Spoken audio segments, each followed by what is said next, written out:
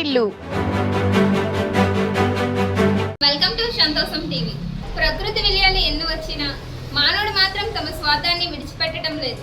ప్రభుత్వ భూముల్లో అక్రమంగా మన్ను తరలిస్తూ భవిష్యత్ తరాలకు అంధకారం చేస్తూ యథేచ్ఛగా 20 అడుగులు లోతు తవ్వి మరీ మన్ను పట్టుకెళ్లడం ఎంత దారుణం. అధికారులు ఉన్నారా? ఈ ఘాతకాన్ని పట్టించుకునే నాదుడే లేడా?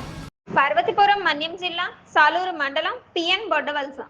సాలూరు పట్టణ పరిధి పిఎన్ బొడ్డవలస గ్రామంలో అంబేద్కర్ గురుకుల హాస్టల్ ఎదురుగా గ్రావెల్ మాఫియా రెచ్చిపోతుంది. దోచుకునే వారికి దోచుకున్న కళ్ళ ముందే అక్రమ దందా సాగుతున్నా అధికారులు పట్టించుకోవడం లేదని విమర్శలు వెల్లువెత్తుతున్నాయి.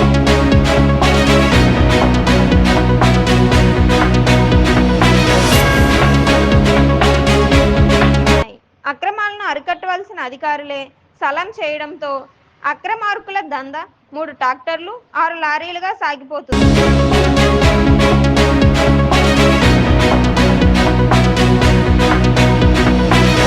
పిఎన్ బొడ్డవలస పరిధి కూర్మరాజుపేటలో సర్వే నెంబర్ 125లో గల 341.96 ఎకరాల ప్రభుత్వ భూమిలో గల కొండను 20 నుండి 30 అడుగుల మేర అర్ధరాత్రి త్రవ్వేస్తున్నారు.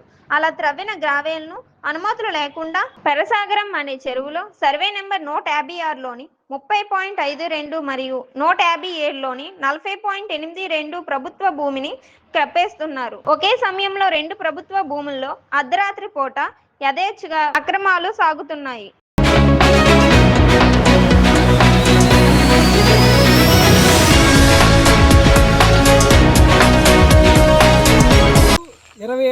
ఇరవై అడుగుల వరకు తవ్వారండి. మేము ఎంత రిక్వెస్ట్ చేసినా ఆగట్లేదు. రాత్రి కూడా తవ్వారు. సుమారు 400-500 ట్రాక్టర్లు మరియు ట్రిప్పర్లతో పెరుగుతున్నారు. దయచేసి ఇప్పుడు అధికారులు ఈరోజు తవ్వకాలు ఆపి మాకు తగు న్యాయం చేయాలని కోరుచున్నాం.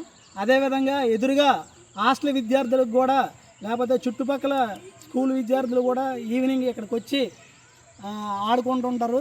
ఇది వర్షాకాలం ఏమాత్రం నీరు చేరినా చాలా ప్రమాదాలు జరిగే సూచనలు ఉన్నాయి.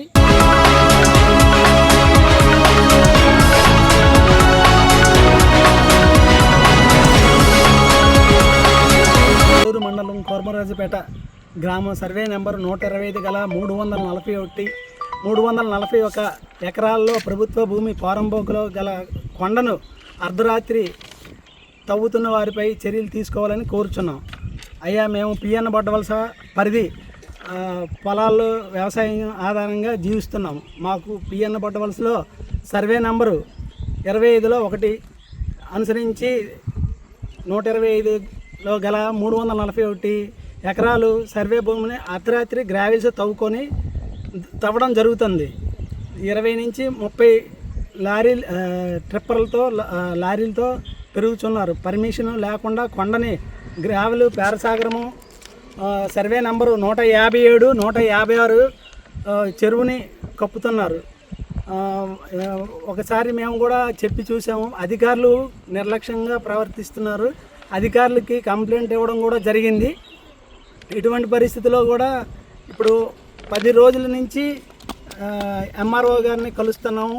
ఎంఆర్ఓ గారు అందుబాటులో లేరు.